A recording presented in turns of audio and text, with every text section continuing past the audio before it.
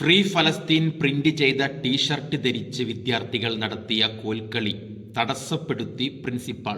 കഴിഞ്ഞ ദിവസമുണ്ടായ ഒരു സംഭവമാണ്. ഈ സംഭവത്തിന്റെ അടിസ്ഥാനത്തിൽ ഒരുപാട് സംഘി പ്രൊഫൈലുകൾ കമന്റ് ഇട്ടത് കണ്ടു. അതിലൊരു പ്രൊഫൈൽ ഇങ്ങനെയാണ്: കേരളത്തിൽ ഒരു സ്കൂളിൽ നമ്മുടെ രാജ്യത്ത് തീവ്രവാദികൾ അടിവസ്ത്രം അഴിച്ചു നോക്കി സ്വന്തം മതമല്ലെന്ന് തിരിച്ചറിഞ്ഞു കൊന്നുകളഞ്ഞ നമ്മുടെ സഹോദരന്മാരെ കുറിച്ച് പറഞ്ഞില്ല. പകരം ഫലസ്തീനിന് വേണ്ടി കരയുന്ന ദഫുമുട്ടും ഡാൻസും. ഇത് സംഘികളുടെ പൊതുവെ ഉള്ളൊരു ചോദ്യമാണ്. പഹൽഗാമിന് വേണ്ടി എന്തുകൊണ്ട് ശബ്ദിച്ചില്ല? അല്ലെങ്കിൽ ഇന്ന രാജ്യത്ത് ഇന്ന വിഭാഗത്തിനെതിരെ അക്രമം ഉണ്ടാകുന്നുണ്ട്, എന്തുകൊണ്ട് അതിനെതിരെ ശബ്ദിക്കുന്നില്ല?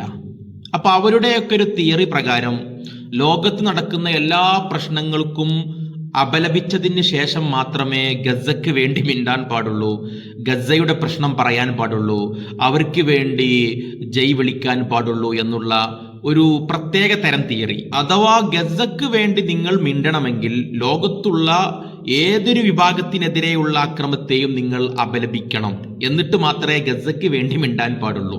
ഈ ചോദ്യം മുസ്ലിങ്ങൾക്ക് മാത്രമുള്ളൊരു ചോദ്യമൊന്നുമല്ല. കാരണം ലോകത്ത് ഗസയ്ക്ക് വേണ്ടി ശബ്ദിക്കുന്നവരിൽ ഏറ്റവും കൂടുതൽ ഒരുപക്ഷെ മുസ്ലിമേതര മനുഷ്യരായിരിക്കും.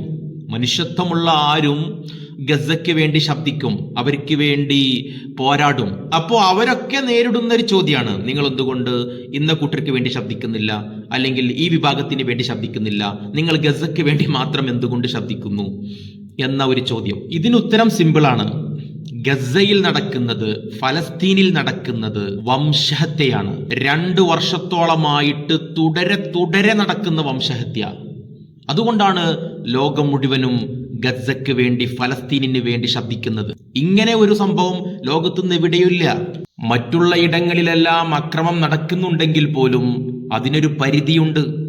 അല്ലെങ്കിൽ അത് ഏതെങ്കിലും ഒരു ചെറിയ വിഭാഗത്തിനെതിരെയുള്ള അക്രമം മാത്രമാണ്. പക്ഷേ ഫലസ്തീനിൽ നടക്കുന്നത് ഒരു ജനതയെ മുഴുവനുമായിട്ട് ഇല്ലാതാക്കാനുള്ള തീരുമാനം. അങ്ങനെയല്ലേ നെതന്യാഹു പ്രസംഗിച്ചത്? ഇത്രത്തോളം ആഘാതത്തിൽ 10,000-കണക്കിന് കുഞ്ഞുങ്ങൾ ഇപ്പോൾ തന്നെ മരിച്ചു കഴിഞ്ഞു ഫലസ്തീനിൽ. ഇനിയും ഇത് തുടരുകയാണെങ്കിൽ ഒരു പക്ഷേ ഫലസ്തീനിൽ ഒരൊറ്റ പിഞ്ചു കുഞ്ഞു പോലും ഉണ്ടാകില്ല. അപ്പൊ ഇത്ര വലിയ ആഘാതത്തിൽ ഒരു സ്ഥലത്ത് നടക്കുമ്പോ ലോക ശ്രദ്ധ മുഴുവനും അവിടേക്ക് തിരിയും. അത് സ്വാഭാവികമാണ്.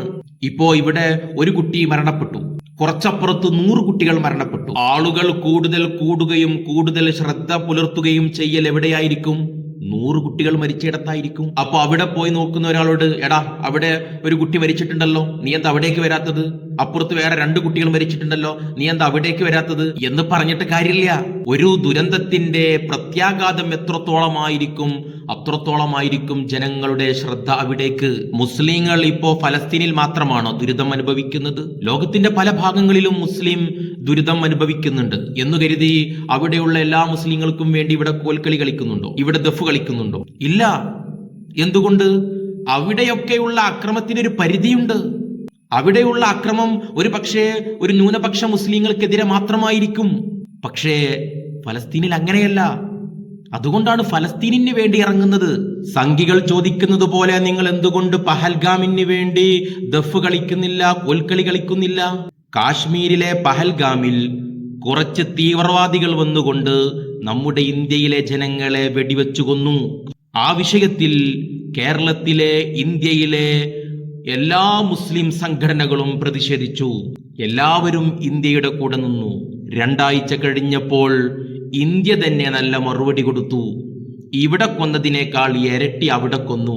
ആ വിഷയം അവിടെ അവസാനിച്ചു. അത് പിന്നെ തുടർന്ന് ഇങ്ങനെ പോന്നുകൊണ്ടിരുന്നിട്ടില്ല. അതവിടെ ക്ലോസായി.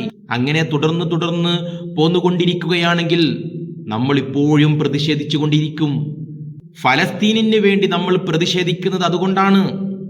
അവിടെ നിർത്തുന്നില്ല, തുടരെ കൊന്നുകൊണ്ടിരിക്കുകയാണ്. അതുകൊണ്ടാണ് നമ്മൾ ഇങ്ങനെ മിണ്ടിക്കൊണ്ടിരിക്കുന്നത്.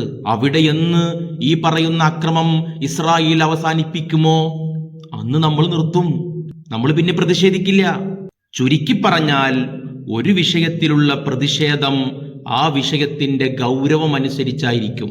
10,000-കണക്കിന് കുഞ്ഞുങ്ങളെ കൊല്ലുമ്പോ അവിടെ 100 കുഞ്ഞുങ്ങളെ കൊന്നിട്ടുണ്ട്, ഇവിടെ 10,000-കണക്കിന് കുഞ്ഞുങ്ങളെ കൊന്നിട്ടുണ്ടെങ്കിൽ ഈ 10,000-കണക്കിന് കുഞ്ഞുങ്ങളെ കൊന്ന ഇടത്തേക്കായിരിക്കും നമ്മുടെ കണ്ണു പോകുക. അത് മനുഷ്യന്റെ പ്രകൃതമാണ്.